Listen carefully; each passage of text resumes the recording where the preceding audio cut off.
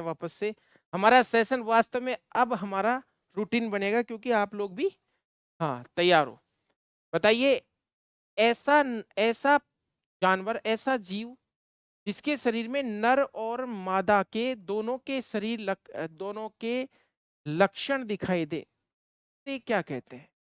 नर और मादा दोनों के बाहरी फिनोटिपिक कैरेक्टर्स दिखाई दें तो उसे क्या कहते हैं? हाँ, निशा आ गई आवाज, बिल्कुल। अब अच्छे से पढ़िए, घंटा, 1.5 घंटा, 2 घंटा, बिल्कुल रोशनी आ रहा है, बिल्कुल। हाँ, इसको बोलते हैं हम गाइनेंड्रोमॉर्फ। गाइनेंड्रोमॉर्फ। बताइए, ऐसा जीव जिसमें बाहरी जीन, जिसके जीनोटाइप में बाहरी जीन डाल कर के उसको ट्रांसफॉर्म किया जाता है, उसे क्या कहते हैं? यानी जैसे ये इसका जीनोटाइप है, इसमें हम एक्सटर्नल जीन्स को ऐड करते हैं और फिर कुछ इसमें चेंज करते हैं, उस जीव को क्या कहते हैं? बाहरी जीनों को समावेशित करके बनाया गया जीव कहलाता है ट्रांसजेनिक जीव।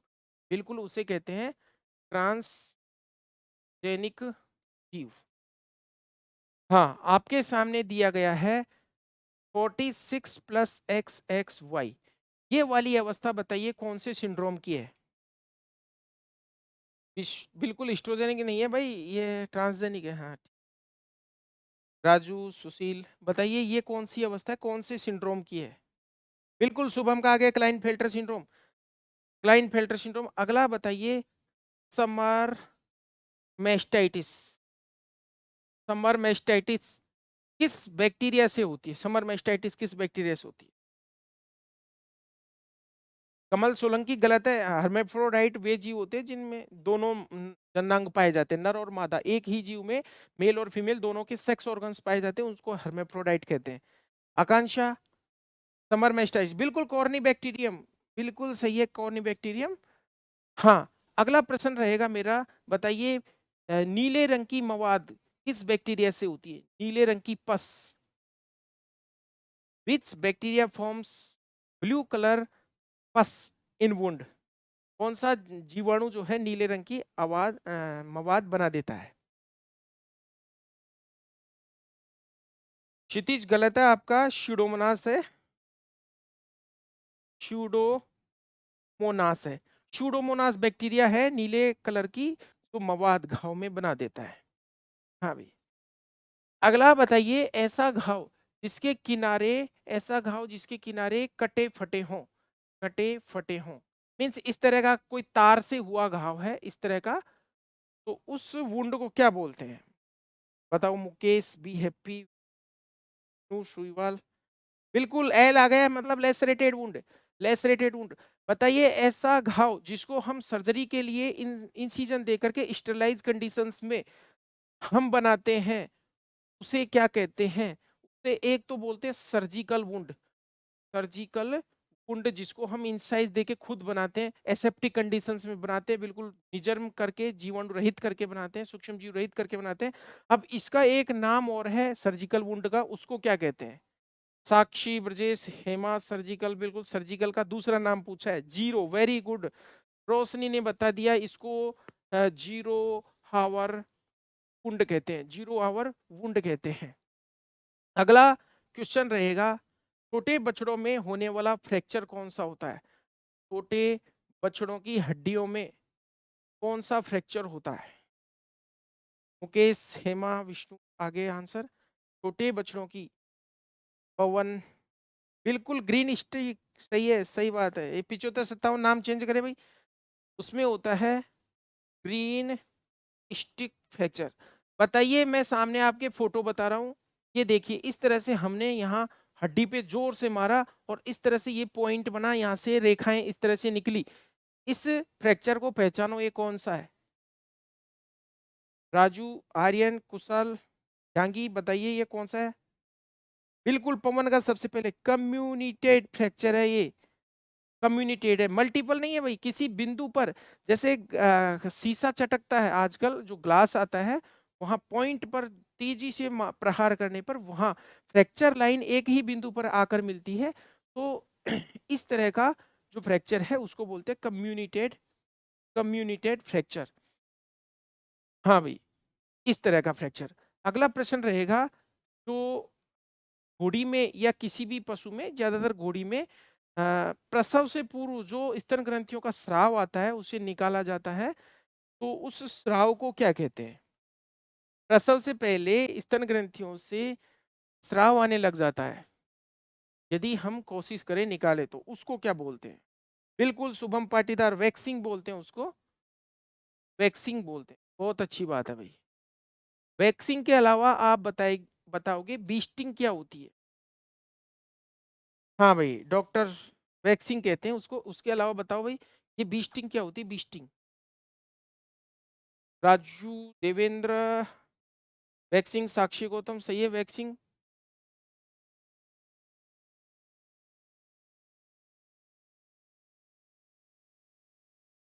बिल्कुल। फर्स्ट जो मिल्क कोलोस्ट्रम का ही नाम है भाई, क्यों टेंशन ले रहे हो? कोलोस्ट्रम को ही बीस्टिंग कहते हैं। हाँ। अगला बताइए, आप राइडिंग टेस्ट किसके लिए करते हैं?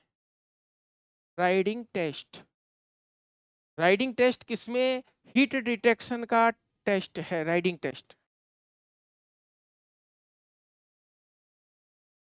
राइडिंग टेस्ट बिल्कुल। स्क्रोफा क्रिस्टेटस में सभी को बहुत अच्छा आंसर आया है, यानी कि ये क्वेश्चन तो सभी करेंगे। अब आगे बताइए आप। हाँ भाई, ओवेरियन वर्षा किसकी ओवरी में पाया जाता है? ओवेरियन वर्षा, ओवेरियन वर्षा किसकी ओवरी में पाया जाता है? विष्णु, कैलाश, बहुत अच्छी बात है। आकांक्षा, साक्षी, ओवेरियन वर्षा। नहीं भाई नहीं, गलत है बिल्कुल। बीच, बी हैप्पी का आ गया बीच, मयंक का भी आ गया, शुभम पाटीदार का भी आ गया बीच। हाँ भाई। अगला क्वेश्चन बताएंगे, जंगली हाथी को पकड़ने के लिए, जंगली हाथी को पकड़ने के लिए बताओ कौन सी औषधि काम में लेते हैं, क्या लगाते हैं उसे? सबसे ज्यादा यूज में लिया जाने वाला सेडेटिव या फिर एनेस्थेटिक के रूप में काम में लेते हैं? हाँ ब्रजेश गुजर, बिल्कुल सही है, इटोरफिन। इटोरफिन काम में लेते हैं जंगली हाथी को पकड़ने के लिए। अगला क्वेश्चन आपका रहेगा। हाँ भाई बताइए। ऐसी एब्सस, पहले तो मैं आपको एब्सस की स्ट्रक्चर बना देता हूँ। देखिए एब्सस में इस तरह से ये पायोजेनिक मेम्ब्रेन होती है, और यहाँ पर इस तरह से पॉइंट होता है एब्सस तरह से, और ये कैप्सूल होती है। यहाँ पर क्या होता है? पस। यानी शरीर में कोई असामान्य गुहा जिसके अंदर मवाद भर जाए उसको बोलते हैं एब्सस बोलते हैं उसको,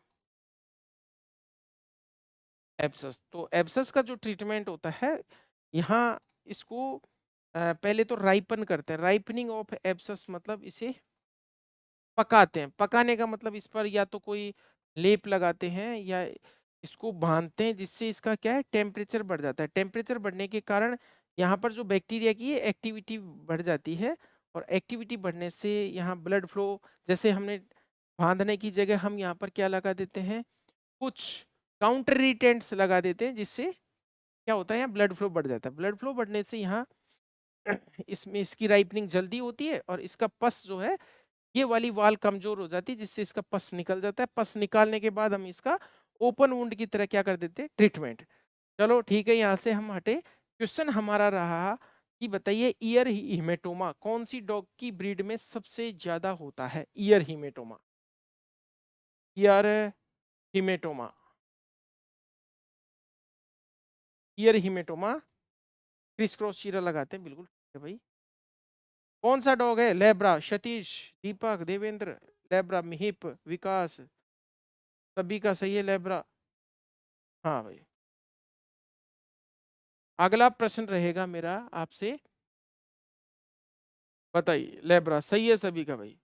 किस डॉग की ब्रीड में सबसे ज्यादा डॉकिंग की जाती है? डॉकिंग कॉमन किस में है? कौन सी डॉग की ब्रीड में डॉकिंग सबसे ज्यादा की जाती है? राजू, क्वेश्चन नया आ गया है, आपका कमेंट लेट आके आया है। डॉकिंग का बता दो आप। बिल्कुल देवेंद्र, कमल, डॉबरमैन सही है भाई, डॉबरमैन। डॉबरमैन में, और ये डॉकिंग की जाती है एक प्रकार की क्या है, कॉस्मेटिक सर्जरी। कॉस्मेटिक सर्जरी, और इस पर रोक लगा दी गई है पशु क्रूरता निवारण अधिनियम 1960 के अनुसार। इस ये डॉकिंग है या कान काटना जिसको क्रॉपिंग बोलते हैं, इन सब ऐसी सारी चीजें जिनसे हम पशु की सुंदरता बढ़ाते हैं, लेकिन वो उस पशु के लिए, उस जानवर के लिए जी दर्द युक्त तो होती हैं या कष्टदायी होती हैं, ऐसी चीजों को पशु क्रूरता निवारण अधिनियम 1960 के तहत हटा दिया गया है। अगला प्रश्न रहेगा हमारा, बताइए दम घुटने, ऑक्सीजन की कमी से दम घुटने की अवस्था को टेक्निकल टर्म में क्या कहा जाता है? ऑक्सीजन की कमी से दम घुटना।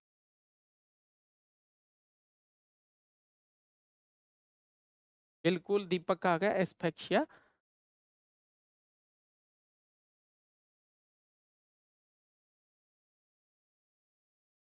बहुत अच्छी बात है। बताइए मूत्र के साथ, बिल्कुल शंकर, कुशल, बहुत अच्छी बात, सभी का आ गया। मूत्र में फैट की उपस्थिति, वसा की उपस्थिति क्या कहलाती है? मूत्र में किसी एबनॉर्मल, असामान्य स्थिति में, एबनॉर्मल कंडीशन में फैट आ जाती है, उसको क्या बोलते हैं? कंडीशन को क्या बोलते हैं? बिल्कुल, दो टर्म है इसके लिए, साइल यूरिया और लाइप्यूरिया।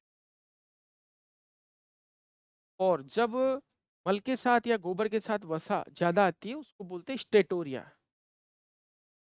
आर्या, कमल, सही है भाई, शंकर, स्टेटोरिया बोलते हैं उसको, स्टेटोरिया। इसको जब मल के साथ फैट आती है ज्यादा मात्रा में, उस आकांक्षा, अच्छी बात है। हाँ भाई, अगला बताइए, जब श्वसन दर बढ़ जाए और श्वसन की गहराई कम हो जाए, मीन्स डेप्थ कम हो और रेट बढ़ जाए, उस स्थिति को क्या बोलते हैं हम तकनीकी भाषा में, technical term? Means rate of respiration increases and depth of respiration decreases, then this condition called. Akanksha बताइए, दीपक, शंकर, निन्नामा।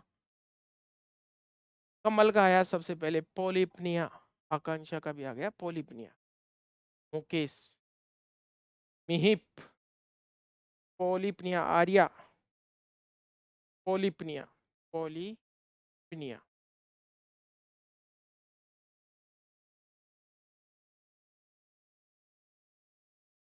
बहुत अच्छी बात है, पोलिप्निया। अगला बताइए, मूत्र के साथ मवाद का आना, पस का आना क्या कहलाता है? मूत्र के साथ पस का आना, प्रेजेंस ऑफ पस इन यूरिन, बताइए भाई। पस की प्रेजेंस क्या कहलाती है? पायूरिया, क्षतिज डोंगरे, पायूरिया। बहुत अच्छी बात है, पायूरिया कहलाती है। हाँ भाई। नेक्स्ट क्वेश्चन मेरा रहेगा, जब पेरिटोनियम में फ्लूइड भर जाता है, बहुत सारा पानी जैसा फ्लूइड भर जाता है, उसको क्या बोलते हैं?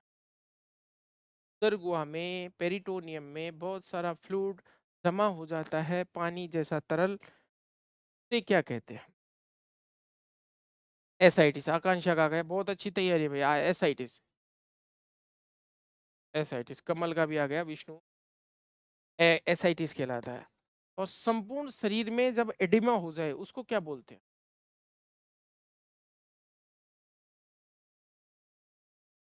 हाइड्रोपेरिटोनियम भी ठीक है। पूरी बॉडी के अंदर जब, चल डांगी, सही है। क्षितिज का आ गया, एनासार का, एनासार का, एनासार का, एनासार का बोलते हैं भाई। और हम आपसे एक शौक पूछ रहे हैं, एक ऐसा शौक होता है जो एलर्जी के कारण होता है और काफी डेंजरस होता है, जैसे बहुत सारी मधुमक्खियां किसी को खा जाए, किसी पशु को, तो उस मधुमक्खियों के डंक में कई सारे रासायनिक पदार्थ होते हैं, से उसमें जनरलाइज्ड बॉडी एलर्जी हो जाती है पूरे शरीर में एक। बिल्कुल सही है दीपक, सही है कमल, एनाफाइलेक्टिक शॉक बोलते हैं उसको। क्या बोलते हैं? Anaphylactic shock. बहुत अच्छी। नेक्स्ट हमारा क्वेश्चन रहेगा, बताइए सबसे ज्यादा एफ्लाटॉक्सिन्स, एफ्लाटॉक्सिन्स किस फल में पाए जाते हैं, किस केक में? एफ्लाटॉक्सिन्स जानते ही हो आप, एस्परजिलस फ्लेवस एक फंगस होती है जो कि नमी में वृद्धि करती है। मूंगफली, बिल्कुल, ग्राउंड नट, GNC, जिसको बोलते हैं groundnut cake. Groundnut cake यानी मूंगफली की खल, और जिसमें सबसे ज्यादा प्रोटीन होता है। देखिए, सोयाबीन में बीज में सबसे ज्यादा प्रोटीन होता है, लेकिन हम केक्स की बात करें, सबसे ज्यादा जो DCP वैल्यू होती है वो ग्राउंड नट केक की होती है। अगला प्रश्न रहेगा आपका, स्ट्रा में कितना DCP होता है? स्ट्रा के अंदर कितना DCP? स्ट्रा में DCP कितना होता है? डाइजेस्टिबल क्रूड प्रोटीन, बताइए भाई। ये बी हैप्पी ने क्या लिखा है? विटामिन B1 गलत है, क्या लिख रहा है? हाँ, वेटनरी डॉक्टर सभी बता रहे, जीरो लिखने में टाइम ही नहीं लगा। बहुत अच्छी बात है। शंकर इनामा, बहुत सुंदर, सभी का आंसर। अब हमारा प्रश्न है आपसे, बताइए कितने परसेंट से कम DCP होने पर हम खाद्य पदार्थों में यूरिया की मिलावट करते हैं? कितने परसेंट से कम DCP होने पर हम उन खाद्य पदार्थों का प्रोटीन स्टैंडर्ड सुधारने के लिए उनमें हम, बिल्कुल सही है भाई, 13% से कम, जिन खाद्य पदार्थों में 13% कम DCP हम यूरिया को मिश्रित करते हैं, यूरिया को मिश्रित करते हैं। आपको पता है यूरिया के बारे में हम आपको बताएं, यूरिया प्रथम संश्लेषित कार्बनिक पदार्थ है। यूरिया के संश्लेषण से पहले ये माना जाता था कि जो कार्बनिक पदार्थ हैं वो सिर्फ और सिर्फ लोगों के द्वारा ही बनाए जा सकते, प्रयोगशाला में कार्बनिक पदार्थों को बनाना संभव नहीं है। ये पहले वाली बात है।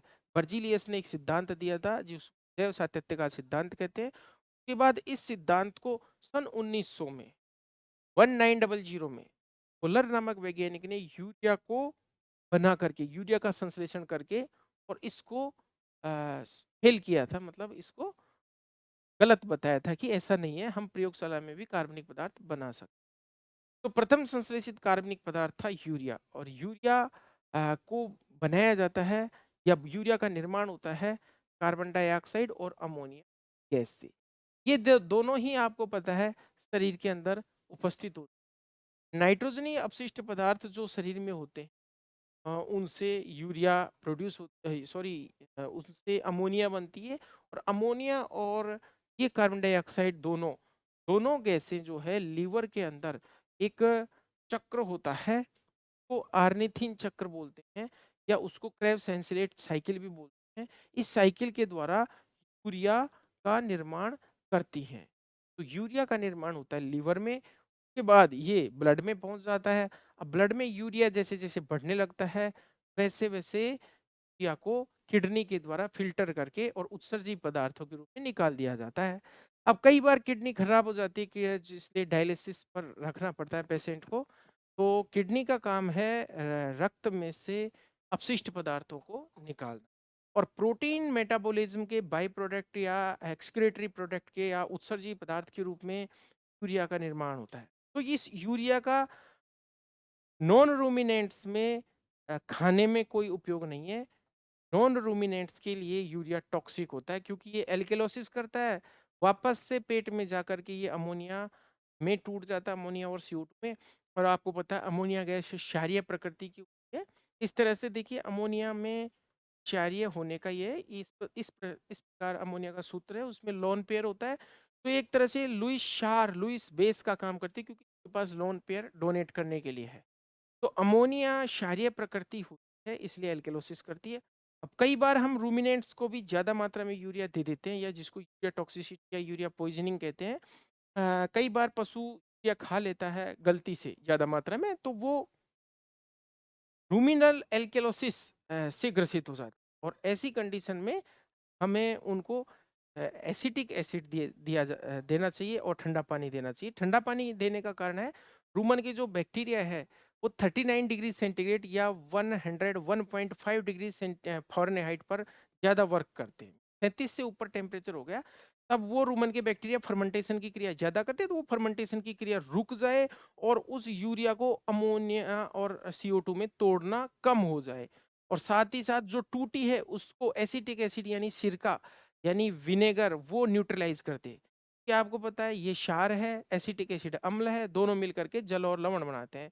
Acid plus base is equal to salt and water, ये आपको पता ही है। अब हम, हाँ भाई बहुत अच्छी बात है, ये हमने ऐसे संबंधित कुछ तथ्य बताए, अगर याद रह जाए तो बहुत अच्छी बात है। अगला प्रश्न आपसे रहेगा, एक तत्व है जिसको हम बोलते हैं फ्लोरीन। इस फ्लोरीन की कमी से दांतों में एक समस्या आ जाती है, उसको क्या बोलते हैं भाई? फ्लोरीन की कमी से दांतों में एक प्रॉब्लम आ जाती है, वो क्या बोलते हैं? सभी बच्चे जवाब देने की कोशिश करें। आर्या, बट उठाइए अब कमेंट।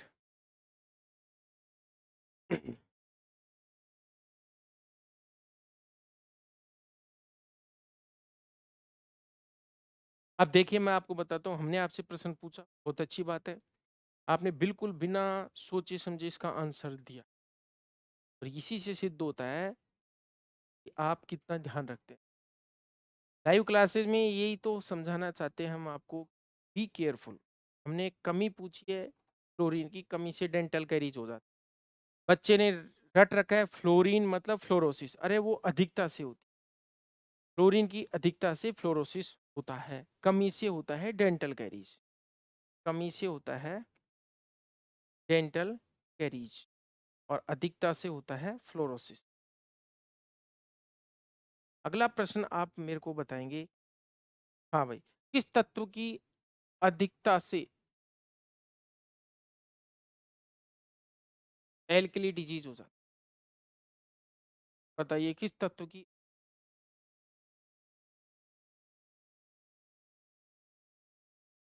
एल्कली डिजीज किस तत्व की अधिकता से हो जाती है? सेलेनियम, बहुत अच्छी बात है, सेलेनियम। अब हम आपसे प्रश्न पूछ रहे, बहुत अच्छी बात, सभी का आ गया। हाँ भाई, बिल्कुल रुक जाइए रुक जाइए। अगला बताइए आप क्वेश्चन, लेदरी एक्सेल, लेदरी एक्सेल, बताइए किस विटामिन की कमी से, विच विटामिन, कौन से विटामिन? देखिए कईयों का तो आंसर आ गया, बस यही चेक कर रहे थे हम। आप तब तो समझ बैठे, हम पूछ रहे विटामिन, इसी को जल्दबाजी कहते हैं, और इसी को कहते हैं हम देसी भाषा में, आप समझ गए होगे, उतावली। हाँ, 2 बार जाती है, बहुत अच्छी बात है। अगला क्वेश्चन आप बताएंगे, बताइए कौन सी, हाँ, कौन सी कोशिका में विभाजन की क्षमता नहीं पाई जाती? कौन सी कोशिका में विभाजन की क्षमता नहीं पाई जाती? हम आपको ऑप्शन दे रहे हैं। ए ऑप्शन में आरबीसी है, बी ऑप्शन में है न्यूरॉन है, सी ऑप्शन में है बोथ।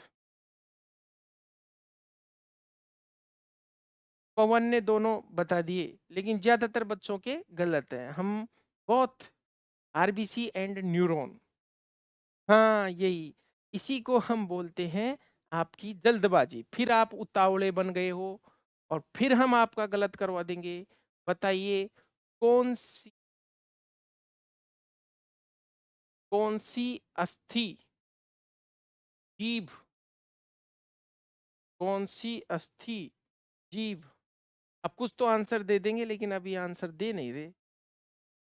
जीभ, अरे पहले ही मत बताओ बहुत, ये आधार भाग से जुड़ी हुई होती, ये आधार भाग से जुड़ी होती है। अब तो बता दो, बिल्कुल कमल का आ गया, आप समझ गए, हाइयोइड बोन, हाइयोइड बोन, हाइयोइड बोन जो कि किस आकृति की होती है? एच शेप होती है। बताइए जबड़े में कौन सी मसल पाई जाती है? जबड़े में कौन सी मसल, आकांक्षा, पीके, हाँ, कि जबड़े में कौन सी मसल पाई जाती है जो बहुत ताकतवर होती है? सबसे ताकतवर सबसे मजबूत पेशी होती है जबड़े के अंदर, ऐसे टेढ़ा हो गया तो सीधा नहीं होता, चाहे ये मैंडिबल टूट जाए। हाँ मैशेटर, बहुत अच्छी बात है, मैशेटर, मैसेटर मसल जो कि सबसे मजबूत मसल होती है, आपने देखा होगा कई बार इस तरह से टिटेनस में या कई कंडीशंस में ये टेढ़ा हो जाता है जबड़ा। हाँ, मैशेटर स्ट्रॉन्गेस्ट मसल ऑफ बॉडी, बहुत अच्छी बात। तो बॉडी से संबंधित कुछ बात कर लेते हैं।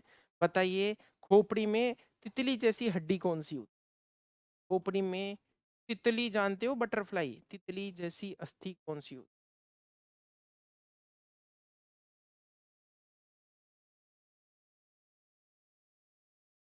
तितली जैसी दिख रहा है, बताओ।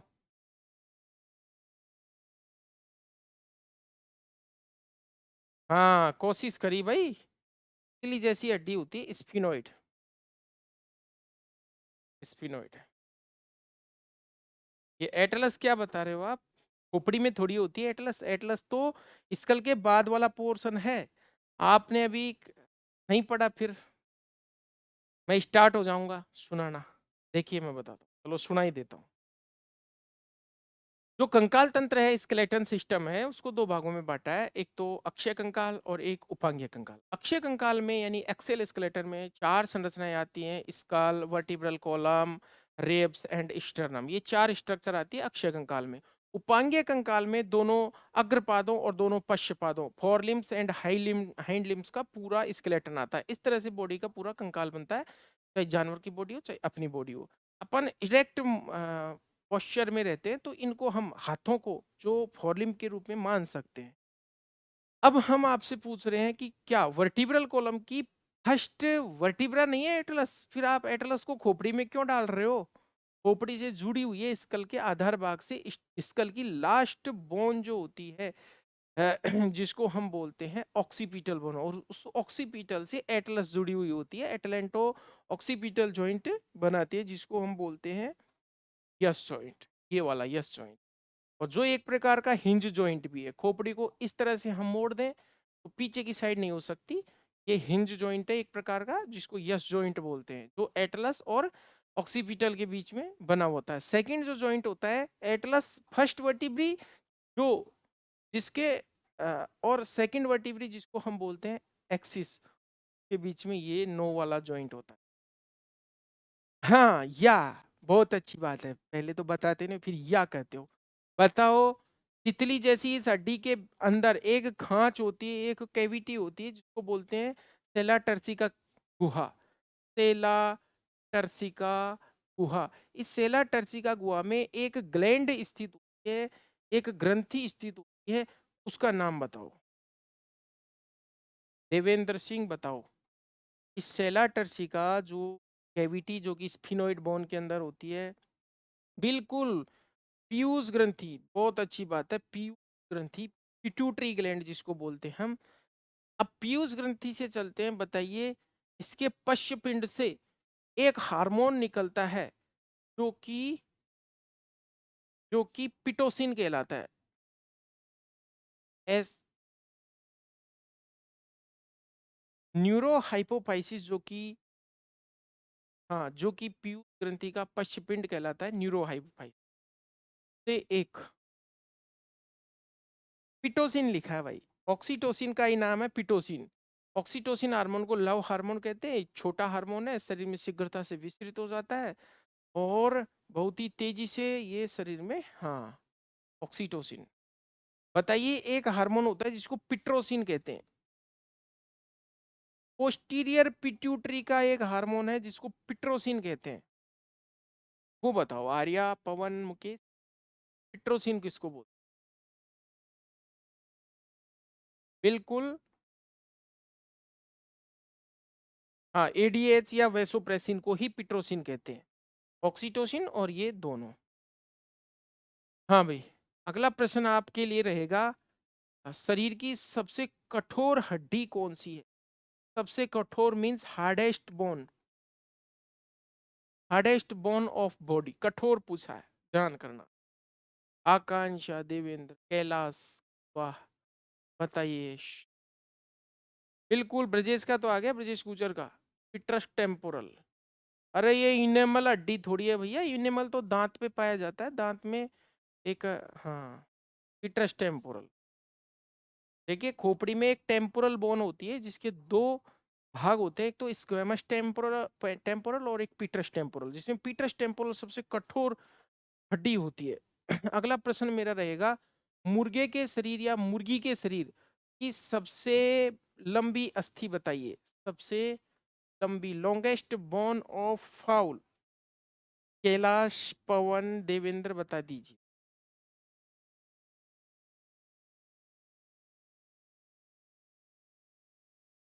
हाँ, बिल्कुल, टीबियो टार्सल। Tibio tarsal.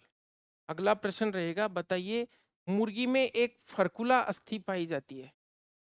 फर्कुला अस्थि, वो किस अस्थि का रूपांतरण है? फर्कुला बोन ऑफ फाउल।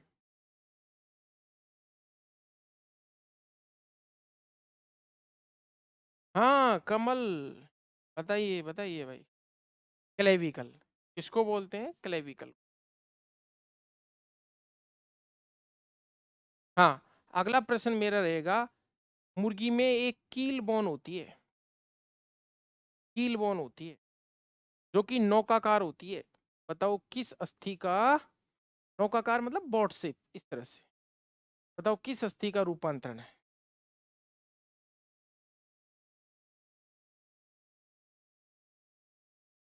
स्टर्नम। बताइए कुत्ते के स्टर्नम में कितने खंड होते हैं? डॉग के स्टर्नम में कितने सेगमेंट होते हैं? इस तरह से आपको पता है, स्टर्नम ऑस्टियोकार्टिलेजिनस स्ट्रक्चर होती है, अस्थिल उपास्थि हड्डी होती है, जिसमें कितने स्टर्नम होते हैं, स्टर्नम में कितने खंड होते हैं? अब जब, हाँ बहुत अच्छी बात है, सभी की बहुत अच्छी तैयारी है, बहुत अच्छी।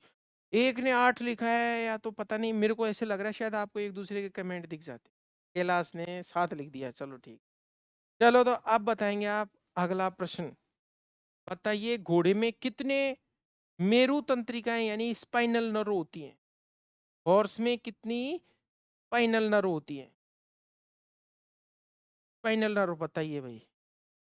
हॉर्स में कितनी मेरु तंत्रिकाएं होती हैं? Spinal nerve.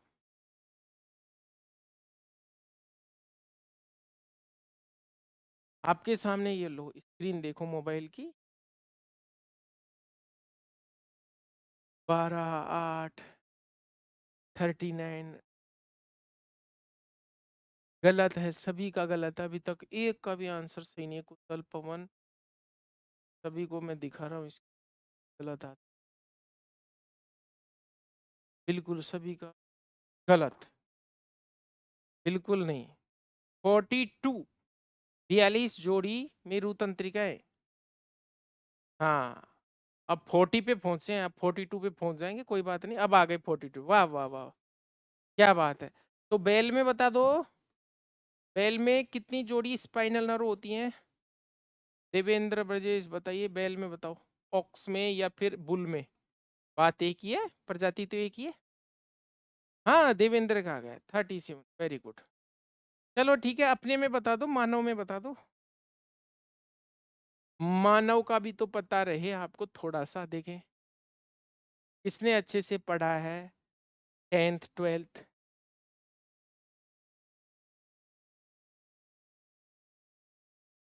मानव का तो किसी को नहीं आता। कुशल डांगी, अरे वाह। बेटा 12 जोड़ी कपालीय तंत्रिकाएं, देखिए जो ऑटोनोमिक तंत्रिकाएं, हम आपको बताते हैं, आपको अभी कंसेप्ट ही क्लियर नहीं है। देवेंद्र का सही है बिल्कुल 31। मैं पहले यहाँ 31 आंसर लिख करके अब शुरू करता हूँ। देखिए इस नर्वस सिस्टम को 3 भागों में बांटा जाता है, तंत्रिका तंत्र को। ठीक है, एक तो एएनएस, एक एस, और एक एएनएस। सीएनएस क्या होता है? केंद्रीय तंत्रिका तंत्र। इसके अंदर दो संरचनाएं आती है, ब्रेन यानी मस्तिष्क, और मेरुरज्जु यानी स्पाइनल कॉर्ड। अब आप जानते हो कि ब्रेन, कपाल जो होता है ये हमारा बक्सा है ऊपर, बक्से के अंदर बक्शीनुमा संरचना में ब्रेन सुरक्षित रहता है। और इस ब्रेन से एक पूंछ जैसी संरचना निकलती है जो इस रीढ़ की हड्डी में अंदर अंदर चलती है। एक रीढ़ की हड्डी छोटी छोटी हड्डियों से मिलकर बनी हुई होती है, जिसको, जिनको कशेरुकाएं या वर्टिब्राज कहते हैं, वर्टिब्रल कॉलम। और उनके अंदर की एक कैनाल बन जाती है, छिद्र होने के कारण जब ये छिद्र आपस में जुड़ते हैं तो एक नाल नुमा संरचना बन जाती है, जिसको बोलते हैं हाँ, ये स्पाइनल कॉर्ड उसके अंदर चलती है। अब देखिए उसको बोलते हैं मेरुरज्जु, यानी मस्तिष्क और मेरुरज्जु तो आगे सीएनएस में। अब पेरिफेरल नर्वस सिस्टम यानी परिधीय तंत्रिका तंत्र, इसका निर्माण होता है मस्तिष्क और मेरुरज्जु से निकलने वाली तंत्रिकाओं से। तो देखिए मस्तिष्क से यानी ब्रेन से 12 जोड़ी निकलती हैं तंत्रिकाएं, जिनको बोलते हैं हम कपालीय तंत्रिकाएं। कपालीय तंत्रिकाएं यानी क्रेनियल नर्व्स। और दूसरी जो वर्टिब्रल कॉलम के अंदर जो मेरुरज्जु है, इस मेरुरज्जु से भी तो तंत्रिकाएं निकलती है जो शरीर के विभिन्न भागों में पहुंचती हैं, जिनको हम नर्व ब्लॉक करके जो एनेस्थीसिया देते हैं, वो सारे। जैसे मान लीजिए मैंने यहाँ पर ये पेन चुभाया, तो इसका पेन कहाँ से जाएगा? ये यहाँ से जो सेंसरी न्यूरॉन्स हैं वो इस संवेदना को ग्रहण करके यहाँ पर थोरेसिक क्षेत्र में ले जाएंगे, जो कि इस नर्व के द्वारा स्पाइनल कॉर्ड के वाया ब्रेन में इस मैसेज को पहुंचाती है। तो जो मेरु तंत्रिकाएं होती हैं मानव में 31 जोड़ी, और 37 जोड़ी बैल में, और 42 जोड़ी किसमें? घोड़े में। तो ये मेरु तंत्रिका है, ये कपालीय तंत्रिका, ये क्रेनियल नर्व्स है। और क्रेनियल नर्व जो है रेप्टिलिया, एविज और मेमिलिया, मींस जो रैंक कर चलते हैं उनमें भी 12 जोड़ी, जो पक्षी वर्ग है उनमें भी 12 जोड़ी, और जो स्तनधारी वर्ग है उनमें भी 12 जोड़ी पाई जाती है। और रही बात एएनएस की, तो एएनएस इनसे जो निकलने वाले विभिन्न तरह के न्यूरोट्रांसमीटर्स हैं उनसे सिंपैथेटिक और पैरासिम्पैथेटिक दो सिस्टम में बांटा है एएनएस को। और एक तो कुछ सिस्टम्स को बढ़ाता है, एक सिस्टम को घटाता है। जैसे एक हर्ट रेट को बढ़ाएगा, एक हर्ट रेट को घटाएगा, एक पाचन को बढ़ाएगा, एक पाचन को कम करेगा। तो एक टेंशन देने वाला है और एक आनंद देने वाला। आगे हम पढ़ते हैं, चलो हम थोड़ा सा भटक जाते हैं। बताइए आरबीसी में कितना पानी होता है? आरबीसी में पानी का प्रतिशत बताइए, कितना पानी होता है आरबीसी? बताइए भाई। फिर हम पूछ रहे हैं आपसे, हाँ प्लाज्मा में पूछ रहे हैं।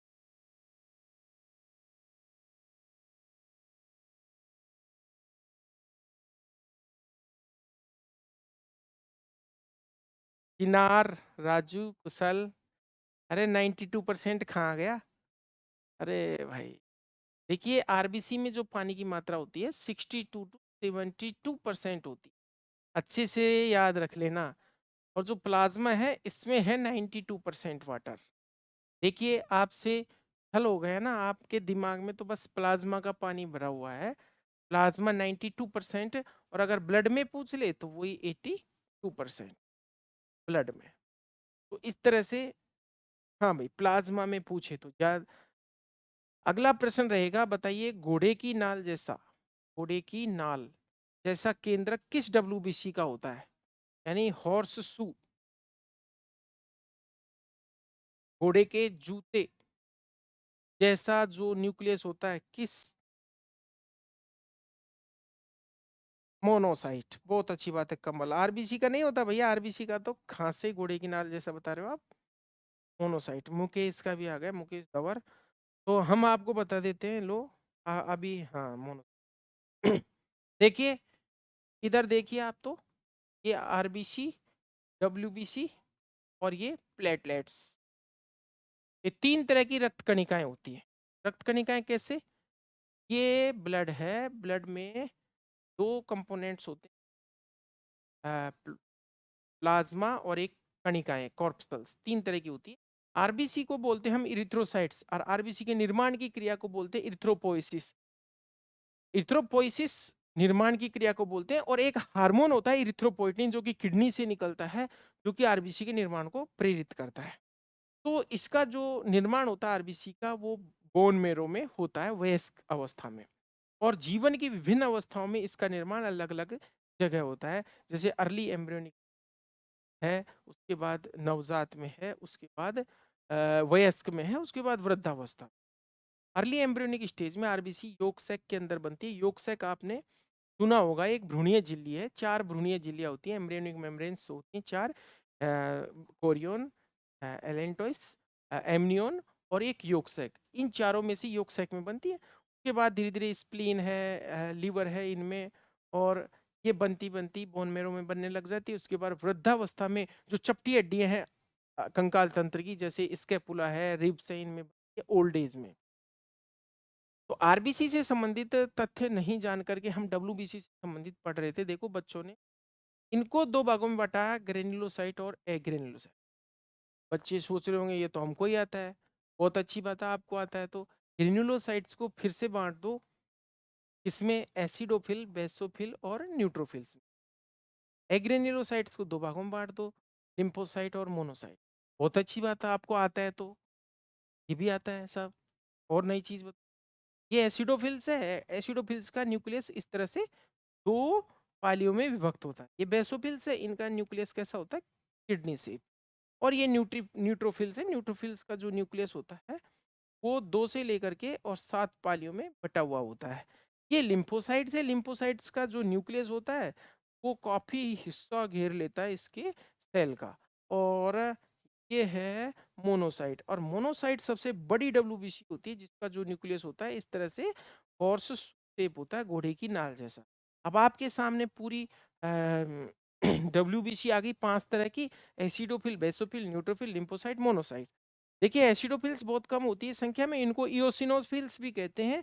और ये एलर्जी और परजीवी संक्रमण में इनकी संख्या बढ़ जाती है एसिडोफिल्स की। ठीक है, इनकी संख्या में वृद्धि एसिडोफिलिया कहलाती है, और कमी क्या कहलाती है, एसिडोपीनिया। हाँ। और देखिए यहाँ पर बेसोफिल्स है। बेसोफिल्स को हम संयोजी ऊतक में, कनेक्टिव टिश्यू में मास्ट सेल भी बोलते हैं। बेसोफिल्स का काम है हिपेरिन निकालना ब्लड में। हिपेरिन ज्यादा निकालती है ब्लड में, और जब कनेक्टिव टिश्यू में रहती है तो इनको मास्ट सेल कहते हैं। मास्ट सेल्स हिस्टामिन ज्यादा निकालती है। निकालती दोनों केमिकल है, लेकिन क्वांटिटी ये हिस्टामिन की कहाँ बढ़ा देती है, संयोजी ऊतक में। और हिस्टामिन आपको पता ही है, हिस्टामिन एलर्जी करता है। अगला है न्यूट्रोफिल्स। मवाद वाले संक्रमण में इनकी संख्या बढ़ जाती है। न्यूट्रोफिल्स की संख्या में वृद्धि को न्यूट्रोफिलिया कहते हैं, कमी को न्यूट्रोपीनिया कहते हैं। और पक्षियों में इनको हेट्रोफिल्स भी बोलते हैं, पक्षियों में, बर्ड्स में। और न्यूट्रोफिल्स के अंदर क्या पाई जाती है, बार बॉडीज पाई जाती है। बार बॉडीज से हम लिंग निर्धारण कर सकते हैं किसी भी जीव का। बार बॉडी की संख्या का सूत्र होता है एक्स गुण सूत्र की संख्या -1।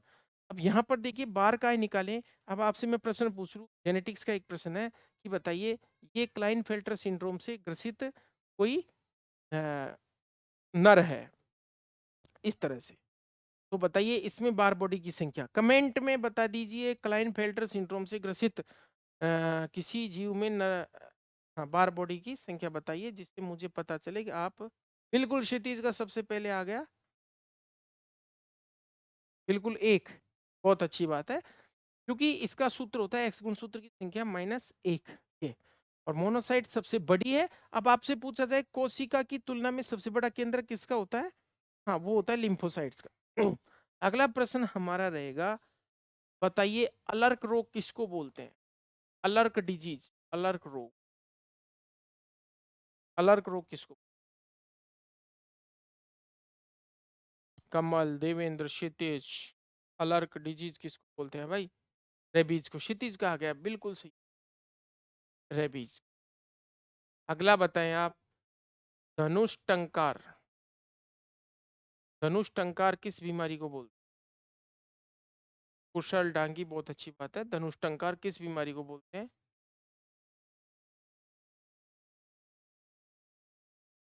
सही है, टिटेनस। बहुत अच्छी बात है, ये बोलते हैं टिटेनस को। हाँ भाई, अगला प्रश्न बताएंगे आप। हाँ बिल्कुल, ये रेबीज जो है तंत्रिका तंत्र की एक बीमारी है। इसमें देखिए नेगरी बॉडीज दिखाई देती है। ये जांच का एक तरीका है नेगरीज, जो कि कंफर्मेटरी डायग्नोसिस के लिए है। और इसके कलर के लिए एक स्टेन है, सेलर्स स्टेन। सेलर्स स्टेन से कलर किया जाता है। ब्रेन में न्यूरॉन्स होती हैं, उनमें नेगरी बॉडीज का दिखना इसका कंफर्मेशन है।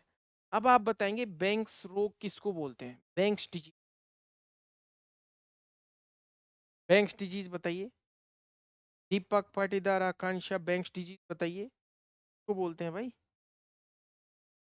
बिल्कुल क्षितिज का आ गया, ब्रूसेलोसिस को, ब्रूसेलोसिस को। हाँ भाई, बताइए ऐसा बुखार जो उतर करके चढ़ता है, लहरदार होता है, कभी कम कभी। इस तरह से चढ़ने वाला कोई बुखार है, बताइए, इस बुखार को बताइए कौन सा है।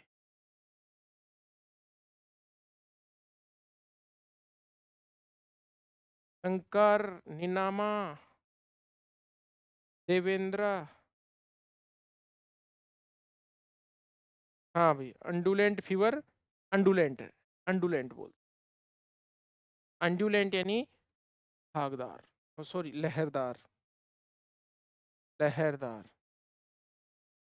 और मानव के अंदर जो ब्रुसेलोसिस के कारण जो बुखार आता है वो इसी प्रकार का होता है, माल्टा फीवर भी बोलते हैं, फीवर भी बोलते हैं।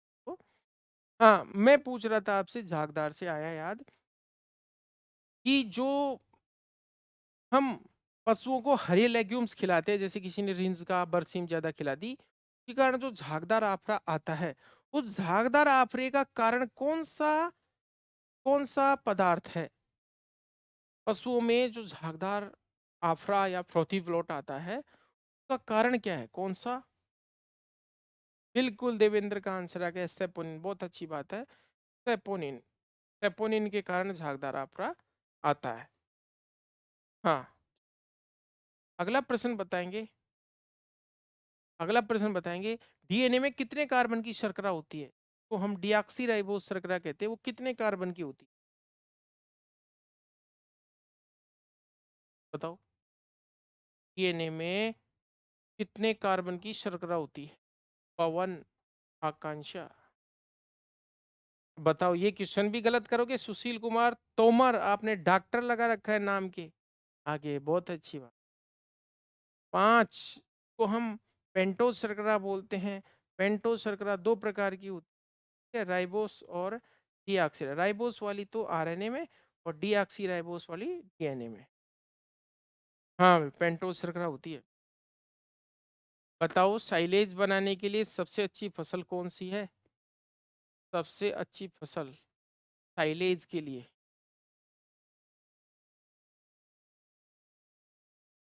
साइलेज बनाने के लिए सबसे अच्छी फसल मक्का। बिल्कुल, बहुत अच्छी बात है, मेज मक्का। बहुत अच्छी बात है, अच्छा आंसर सभी का। और देखिए, साइलेज क्या होता है, हरे चारे का अचार भी कहलाता है। साइलेज में लैक्टिक अम्ल बनता है, लैक्टिक अम्ल जितना अच्छा बनता है उतना ही साइलेज अच्छा सुरक्षित होता है। साइलेज जब ज्यादा खिलाते हैं तो एक बीमारी हो जाती है, उसका नाम आप बताओ। साइलेज ज्यादा खिलाने से कौन सी बीमारी हो जाती है? पशु में एक मेटाबॉलिक डिस्टरबेंस क्रिएट हो जाता है। इंद्र कुमार, साइलेज अधिक खिलाने पर पशुओं में एक डिस्टरबेंस। आकांक्षा गलत है, दिमाग ज्यादा लगा दिया। Ketosis, ketosis. देखिए, नॉर्मली एक पशु को 1 से लेकर के 5 किलोग्राम साइलेज पर 100 kg बॉडी वेट पर आप खिला सकते हो, ये खिलाने की दर हो गई। अगर हम टोटल देखें तो 15 से 20 किलोग्राम आप साइलेज 24 घंटे में किसी पशु को खिला सकते हो, ये भी बात होगी। इससे भी ज्यादा आप साइलेज खिलाते हो तो साइलेज में, चूंकि आपको पता है बहुत सारे एसिड्स होते हैं जिनसे ये प्रोटेक्ट रहता है, और इन एसिड्स के कारण क्या हो जाता है, कीटोसिस हो, कीटोसिस वाली समस्या आ जाती है साइलेज ज्यादा खिलाने से। और आप सोच रहे हो साइलेज डिजीज, अरे साइलेज डिजीज जो है वो लिस्टेरियोसिस का नाम है।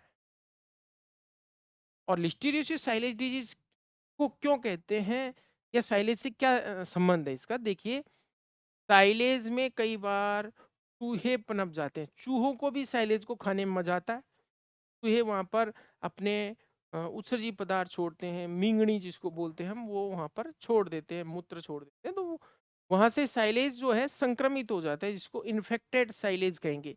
इस इन्फेक्टेड साइलेज में उस चूहे ने कौन सा बैक्टीरिया छोड़ दिया, लिस्टेरिया बैक्टीरिया, लिस्टेरिया मोनोसाइटोजिनस बैक्टीरिया छोड़ दिया। इस लिस्टेरिया मोनोसाइटोजिनस बैक्टीरिया के पशु के शरीर में जाने पर ये लिस्टेरिया बैक्टीरिया क्या करता है, सर्कुलिंग डिजीज करता है, को हम लिस्टेरियोसिस कहते हैं। और इस बीमारी में होता क्या है, ब्रेन में भी सूजन आती है, और ब्रेन की जो झिल्लियां हैं, ड्यूरामेटर, अरेक्नोइड, पायोमेटर, 3 ब्रेन की सुरक्षा के लिए 3 बाहरी झिल्लियां होती है, ड्यूरामेटर, अरेक्नोइड, पायोमेटर, उनमें भी सूजन आती है। तो जिसको बोलते हैं मेनिंजियो एनसेफेलाइटिस, जो कंबाइंड में मिला करके मस्तिष्क की झिल्लियों में सूजन, मेनिंजेज में सूजन मेनिंजाइटिस, और ब्रेन में सूजन एन्सेफेलाइटिस। तो उसको टोटल मिला करके मेनिंजियो एन्सेफेलाइटिस बोलते हैं। अगला प्रश्न हम आपसे पूछ रहे हैं कि पशुओं को झुंड से, समूह से नकारा होने पर, काम के नहीं होने पर, अनुत्पादक होने पर अलग करना क्या कहलाता है?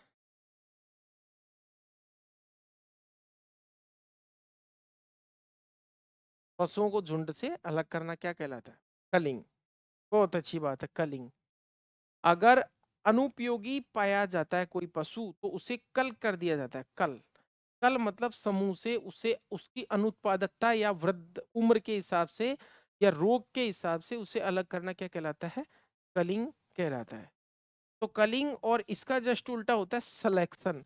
सिलेक्शन का मतलब होता है किसी वांछित लक्षण के कारण, किसी डिजायरेबल कैरेक्टर के कारण, किसी झुंड में से किसी एक पर्सन को, एनिमल को, किसी चीज को छांटना, अलग करना, वो कहलाता है सिलेक्शन। जैसे आप लोग सेलेक्ट होगे काफी सारी भीड़ में से आपकी अच्छी परफॉर्मेंस के आधार पर। इसलिए शांत और सहज और सरल रहना भी काफी जरूरी है। पढ़ाई जरूरी नहीं है, आपका जो व्यवहार है, उतावलेपन का व्यवहार है, सोचने समझने की शक्ति, अगर इस व्यवहार के साथ जोड़ दें तो उससे हम बोलते हैं विवेक। तो विवेकशील आप बनिए। प्रश्न क्या पूछा है? शांति और तीव्र अपनी क्षमता बुद्धि का उपयोग करके आंसर दीजिए। गलत नहीं हो, ज्यादातर अधिकतर आंसर आपके सही जाएंगे। यदि आप सही ज्यादा करेंगे तो गलत अपने आप कम हो जाएंगे। ये सफलता का एक मंत्र समझिए इसको, तंत्र मंत्र। अगला प्रश्न आपसे हम करेंगे, शरीर का सबसे बड़ा अंग कौन सा है? पशु के शरीर का सबसे बड़ा अंग, सबसे बड़ा अंग बताओ भाई। बिल्कुल त्वचा है, स्किन। स्किन स्किन, बहुत अच्छी बात है, स्किन। अगला बताओ, मुर्गी के शरीर का सबसे बड़ा अंग बताओ। मुर्गी के शरीर का सबसे बड़ा, अब मुर्गी में क्या है, स्किन बहुत पतली होती है भाई। तो मुर्गी की स्किन बहुत पतली होती है भाई। हाँ 10% होती है, अच्छी बात है कमल सोलंकी जी। लेकिन मुर्गी के शरीर का सबसे बड़ा अंग प्रोवेंट्रिकुलस नहीं है भाई, गिजार्ड है, गिजार्ड। बताओ अब इनको, मुर्गी का डाइजेस्टिव सिस्टम ही क्लियर नहीं है। ये क्रॉप, और कई बार मैंने बता भी दिया आपको, ये गिजार्ड। ये क्रॉप है, ये प्रोवेंट्रिकुलस है, और ये गिजार्ड। इसको वेंट्रिकुलस भी बोलते हैं। Proventriculus, ventricles. ये मस्कुलर स्टमक होता है, यहाँ पिसाई होती है।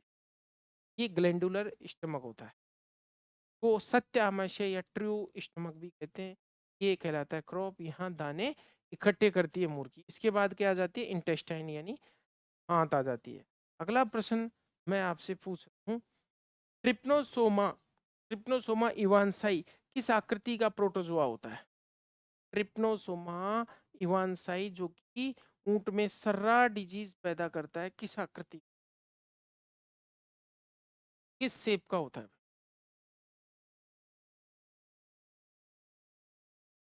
सिंपल क्वेश्चन, लीप शेप, क्षैतिज का बहुत अच्छा आंसर, पत्ती के समान आकृति का होता है। बहुत अच्छी बात है। हाँ भाई, शुक्राणु को ऊर्जा कौन सी शर्करा देती है? शुक्राणु यानी स्पर्म को एनर्जी कौन सी शर्करा देती है? कुशल डांगी। पति क्या लिख दिया भाई? पति, शंकर। हाँ फ्रक्टोज, कितना अच्छा है और कितना शानदार सभी का आंसर आया है। सभी को क्या है, हाँ इन चीजों की नॉलेज बहुत अच्छी है। अगला प्रश्न बताएंगे, रेखित पेशी की जो इकाई है, संरचनात्मक और क्रियात्मक इकाई है, उसे क्या कहते हैं? जो स्ट्रेटेड मसल है, स्ट्रेटेड मसल है, रेखित पेशी, उसकी संरचनात्मक और क्रियात्मक इकाई। अभी आपका आंसर एक का भी नहीं है, ये आ गया सार्कोमियर। बहुत अच्छी बात है, सार्कोमियर, सार्कोमियर। अगला बताइए, हाँ हम आपसे पूछे कि बताइए, रेखित पेशी में जो माइटोकॉन्ड्रिया होते हैं उनको क्या कहते हैं? रेखित पेशी में जो माइटोकॉन्ड्रिया होते हैं उन्हें क्या कहते हैं? उन्हें क्या कहते हैं? उन्हें कहते हैं सार्कोसोम। ये क्या कहते हैं? सार्को। अब मैं आपके सामने ये फोटो बता रहा हूँ, कई बार इस तरह के प्रश्न भी आ जाते हैं। फोटो ये है, यहाँ पर इस तरह से बैंड होते हैं और ये मोटे मोटे बैंड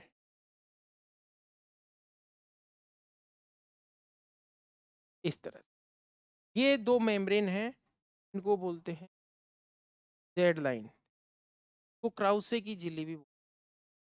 तो दो जेड लाइन के बीच की जो स्ट्रक्चर है इसे सार्कोमियर कहते हैं। ये देखिए इस तरह से मोटे बैंड है ये, और ये पतले बैंड है।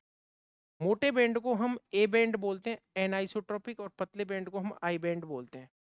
तो ये जो सार्कोमियर है जो हम बता रहे हैं, वो इस तरह से बनी, आई अपॉन टू प्लस ए प्लस आई अपॉन टू।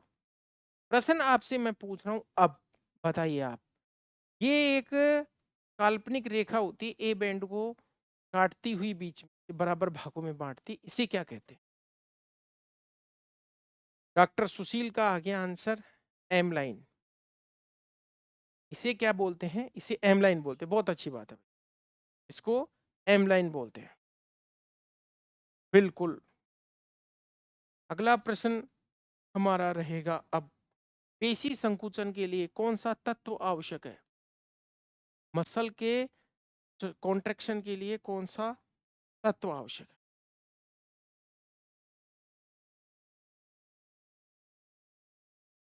पेशी संकुचन, बहुत अच्छी, कमल सोलंकी का आ गया कैल्शियम। अब बताइए, कुशल डांगी ने यहाँ पर भी मैग्नीशियम बता दिया। अरे मैग्नीशियम भी आवश्यक होता है, लेकिन ये तो ज्यादा जरूरी है मसल के लिए, संकुचन के लिए। मैग्नीशियम की कमी से राश टिटेनी हो जाता है, संकुचन में जरूरी हो जाता है, मैग्नीशियम टिटेनी भी हो जाता है। लेकिन अब वहां पर जब प्रश्न आएगा, आप कैल्शियम मैग्नीशियम दोनों ऑप्शन में हैं, तो आपको क्या करना पड़ेगा? कैल्शियम करना पड़ेगा। कैल्शियम की जो कंसंट्रेशन है वो 9 से 11 मिलीग्राम पर डीएल होती है ब्लड में, कैल्शियम की कंसंट्रेशन। कैल्शियम से आधा होता है फास्फोरस, फास्फोरस से लगभग आधा होता है मैग्नीशियम। ऐसे आप को याद रख सकते हो। ये मैं तरीका बता रहा हूँ, कोई एग्जैक्ट नहीं बता रहा। 9 से 11 और इसको आधा कर लेना, इस तरह से 5 से 6 एनजी पर 100 ml, पर 100 ml। इसको फिर 2.2 से इस तरह से आधा याद कर लेना, 2.5। ये होता है तरीका। कैल्शियम, फास्फोरस, मैग्नीशियम, ऐसे तो संकुचन में तीनों ही हेल्प करते हैं, लेकिन जब क्वेश्चन आ जाएगा तो आपको पेशी संकुचन के लिए कौन सा तत्व आवश्यक है? कैल्शियम। ये याद रखना पड़ेगा। अगला बताइए, हम आपसे पूछ रहे हैं प्रसव 3 अवस्थाओं में होता है, फर्स्ट, सेकंड और थर्ड। ये आपको पता है। यूटोकिया जिसको हम सामान्य प्रसव कहते हैं, प्रसव यानी पार्चुरेशन। पार्चुरेशन की पार्चुरेशन क्या होता है? निषेचन के बाद, निषेचन से लेकर के और पूर्ण गर्भकाल होने तक का जो समय है वो गर्भकाल होता है। और गर्भकाल पूर्ण होने के बाद कुछ फिजियोलॉजिकल चेंजेस होते हैं जिनसे फिटस और उसकी मेम्ब्रेन्स बाहर आती हैं, उसे हम प्रसव की क्रिया कहते हैं। अब प्रसव की क्रिया में फर्स्ट स्टेप, सेकंड स्टेप और थर्ड स्टेप, बताइए सबसे छोटी स्टेप कौन सी होती है?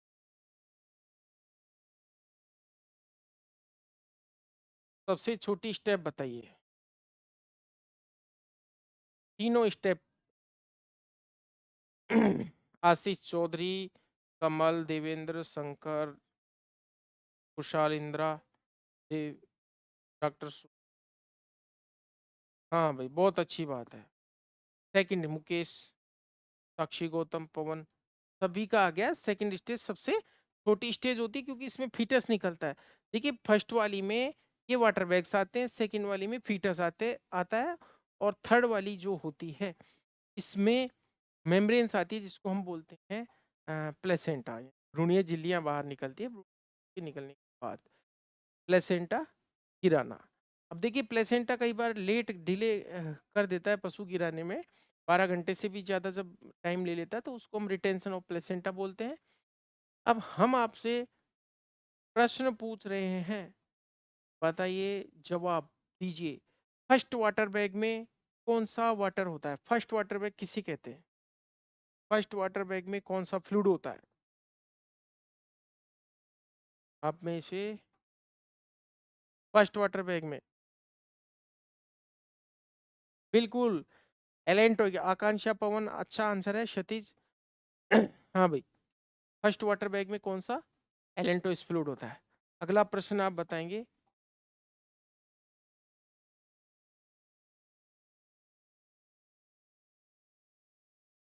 बताइए प्लेसेंटा, ये हम पढ़ लेते हैं। प्लेसेंटा माँ और बच्चे के बीच में जो कनेक्टिंग जो स्ट्रक्चर होती है उसको हम बोलते हैं प्लेसेंटा, जो कि उसका पोषण करने का कार्य करती है।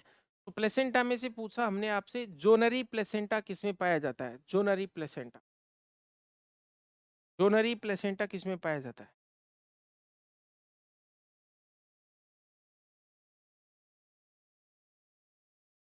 बताइए भाई, जोनरी प्लेसेंटा किसमें पाया जाता है?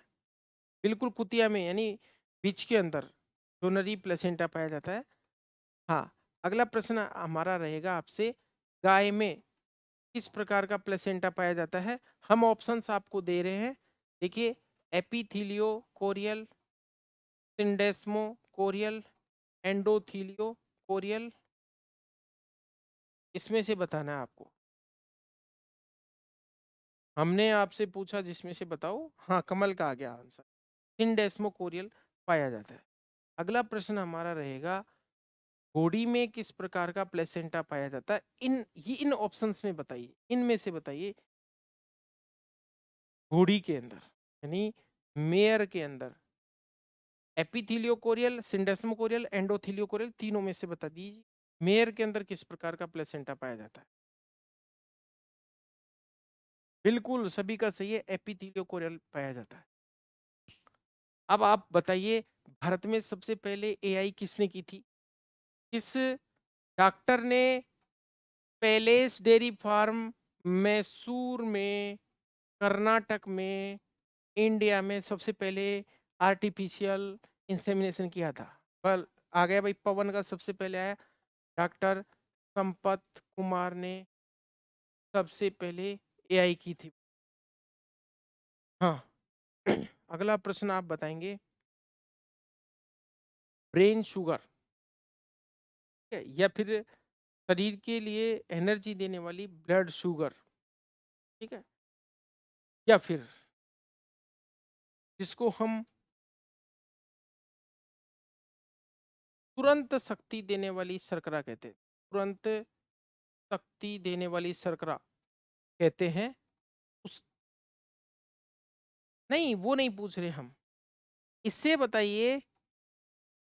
हाँ, इसके बहुत सारे जब अणु जुड़ जाते हैं ग्लूकोज के, तो वो एक पॉलीसेकेराइड बनाता है जुड़ने से, और उसे बायोलॉजिकल प्लास्टिक भी कहते हैं। बताइए, अब बताइए, यानी तुरंत शक्ति देने वाली एनर्जी देने वाली जो शुगर है, जिसको हम ग्लूकोज कह रहे हैं, ये ग्लूकोज बहुत सारी श्रृंखलाओं में जुड़ करके और एक ऐसी पॉलीसेकेराइड बनाती है जिसको हम बायोलॉजिकल प्लास्टिक कहते हैं। पवन, सुक्रोज नहीं है, ग्लूकोज बहुत सारी जुड़ी, यानी ग्लूकोज का बहुलक हो गया एक तरह से। ग्लूकोज का एक ऐसा बहुलक जो कि बायोलॉजिकल प्लास्टिक प्लास्टिक कहलाता नहीं। ग्लाइकोजन नहीं है भैया, ग्लाइकोजन को बायोलॉजिकल, ग्लाइकोजन तो बहुत अच्छी तरह से डाइजेस्ट होती है। आकांक्षा का भी गलत है। सेल्यूलोस, हम बता देते हैं सेल्यूलोस। ये सेल्यूलोस, एक का आंसर आया, वेट स्टूडेंट का भी आया, और एक ने बताया सेल्यूलोस। हाँ, माल्टोज में तो दो ही जुड़ते हैं भाई, बहुलक थोड़ी हुआ। देखिए, जब एक ग्लूकोज प्लस एक ग्लूकोज जुड़ता है तो माल्टोज बनता है। तो माल्टोज को हम बहुलक नहीं कह सकते, ये तो डाइसेक्राइड हुआ। सेल्यूलोस, सेल्यूलोस है ये बहुलक। हाँ भाई, अगला प्रश्न बताएंगे, आईबीडी को एक नाम और कहते हैं, इन्फेक्शियल बर्सल डिजीज। मुर्गी में होने वाला एक रोग है आईबीडी। आईबीडी का एक नाम फेमस है, कॉमन, का नाम बताना है, जो कि बिरना वायरस से होती है बीमारी मुर्गियों में। बिल्कुल, गंबोरो, गंबोरो कहते हैं भाई, इन्फेक्शियस बर्सल डिजीज को कहते हैं गम्बोरो रोग, गम्बोरो डिजीज, तो गम्बोरो भी कहते हैं। हाँ भाई डॉक्टर सुशील, सॉरी क्यों कह रहे हो भाई, आईबीडी को गम्बोरो भी कहते हैं। अगला प्रश्न बताएंगे, आप लोग बताइए कि प्रोजेक्ट डायरेक्टरेट ऑन पोल्ट्री कहाँ है? प्रोजेक्ट डायरेक्टरेट ऑन पोल्ट्री, मुर्गी का परियोजना निदेशालय, मुर्गी का परियोजना निदेशालय कहाँ है? शंकर बताइए, मुर्गी का परियोजना निदेशालय कहाँ है? बिल्कुल हैदराबाद में, बहुत अच्छी बात है, हैदराबाद में। हाँ, अब बताओ किसी अंग को शरीर से काटकर अलग करना क्या कहलाता है?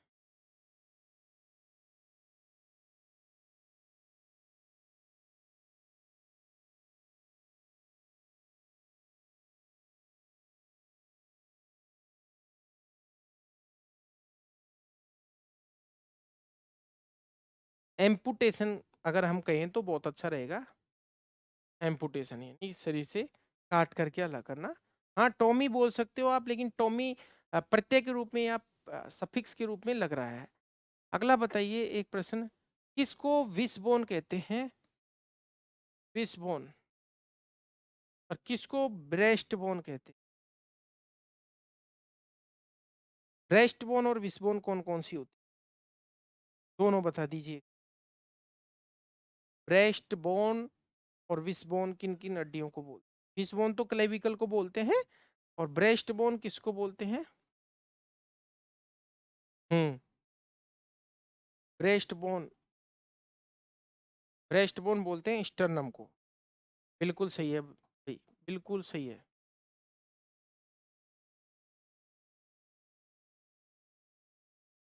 रोथरा टेस्ट किस बीमारी के लिए करते हैं? रोथरा टेस्ट किस बीमारी के लिए रोथरा टेस्ट करते हैं? रोथरा टेस्ट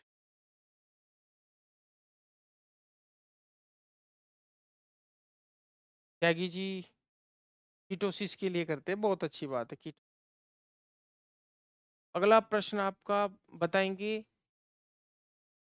हाँ, दूध में स्टार्च की मिलावट का परीक्षण कौन सा है? दूध में स्टार्च या मावे में स्टार्च या आलू डाल देते हैं कई बार घी के अंदर, जो शुद्ध देसी घी होता है, सर्दियों में वो जमा रहता है, उसमें आलू मिला देते हैं बॉईल करके, वो आलू में स्टार्च होता है, तो इसका टेस्ट किससे करोगे? आयोडीन टेस्ट, बिल्कुल सही बात है, आयोडीन टेस्ट। अगला प्रश्न बताओ, मक्का में कौन सी प्रोटीन पाई जाती है? मक्का में कौन सी प्रोटीन पाई जाती है? इंदिरा कुमार सिन्हा बताइए, मक्का में कौन सी प्रोटीन पाई जाती है? आयोडीन। शंकर साक्षी बहुत अच्छी बात है। पवन। हाँ, मक्का में जीन प्रोटीन पाई जाती है, gene protein, ZEIN, gene protein.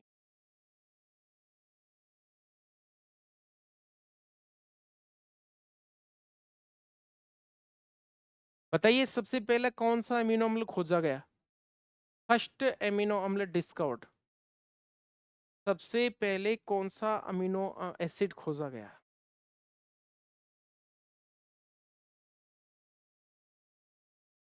पवन का आ गया एस्पार्जिन।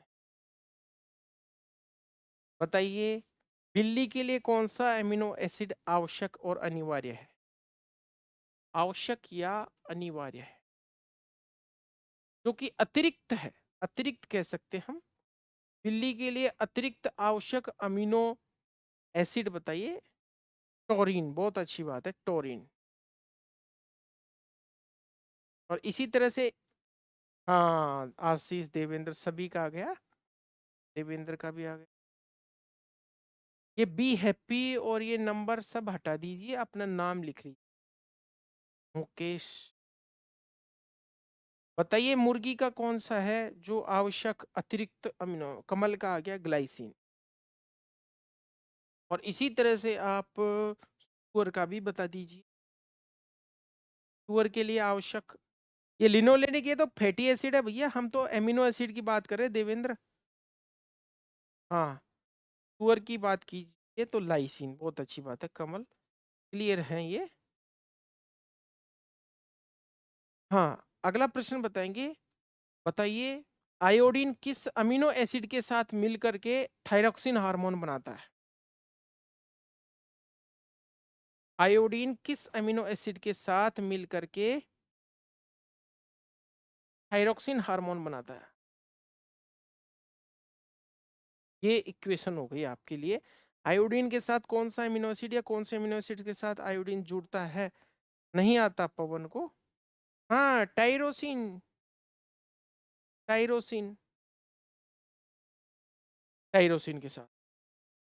अगला बताइए आशीष चौधरी, अगला बताइए, अमीनो एसिड से हम क्वेश्चन पूछ रहे थे, तो अगला प्रश्न रहेगा अर्ध अनिवार्य अमीनो एसिड यानी सेमी एसेंशियल अमीनो एसिड कौन सा है? डॉक्टर सुशील फिर सॉरी बोल रहा है, भैया बताओ।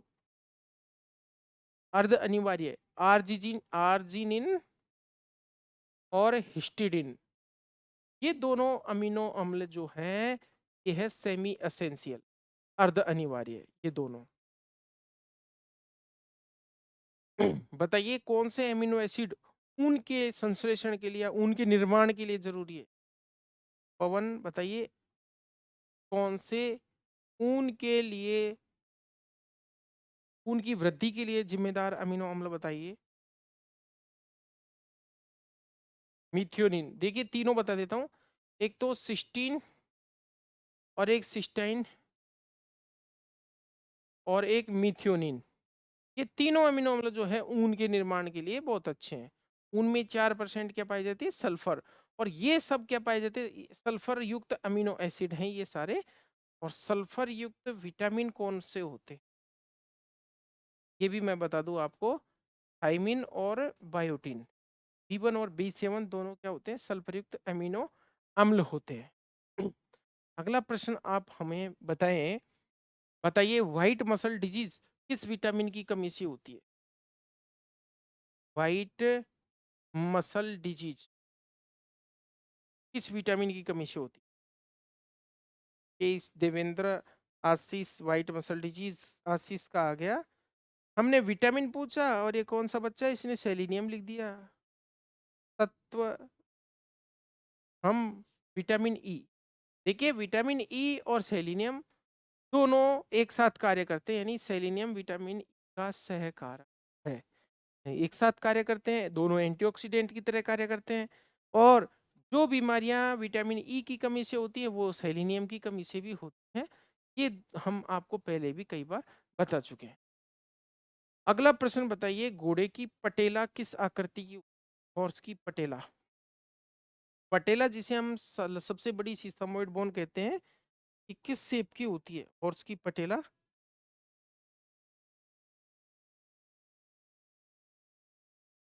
बिल्कुल क्वाड्रिलेटरल होती है, यानी चौकोर होती है। क्वाड्रिलेटरल यानी घोड़े की पटेला कैसी होती है? चतुष्कोणीय, इस तरह से होती है, इस तरह से होती है। क्वाड्रिलेटरल यानी चतुष्कोणीय होती है। अगला प्रश्न बताएंगे आप, घोड़े में, प्रश्न सुन लीजिए, घोड़े में कितनी वक्षीय कशेरुकाएं होती है? प्रसिक वर्टिब्री, घोड़े में कितनी वक्षीय कशेरुकाएं होती है? थोरैसिक वर्टिब्री कितनी होती है हॉर्स में?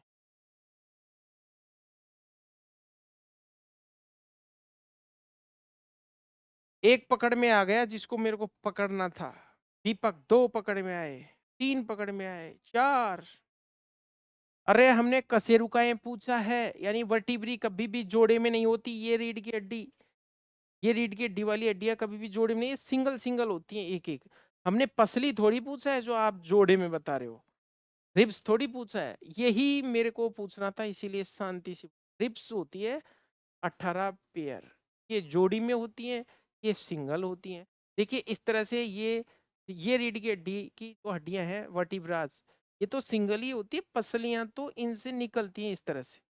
तो भैया रिब्स जो होती हैं ये जोड़े में होती हैं।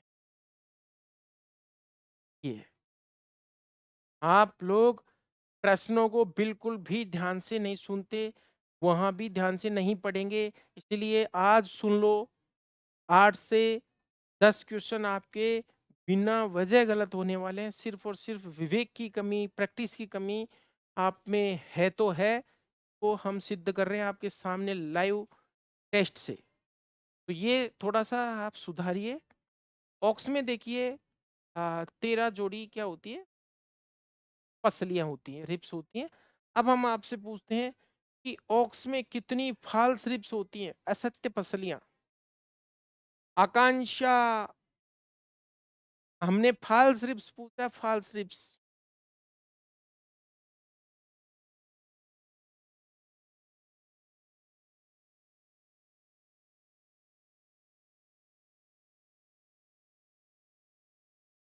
कुशल का भी गलत है, अरे यार!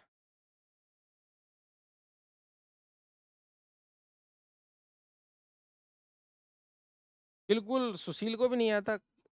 अरे करते क्या हो भाई, फ़ाल्स रिब्स पसलियाँ 2 तरह की होती है, ट्रू रिब्स जो कि यहाँ से वर्टिब्रल कॉलम से निकल कर के स्टर्नम तक जुड़ी हुई होती है, उनको हम ट्रू रिब्स बोलते हैं।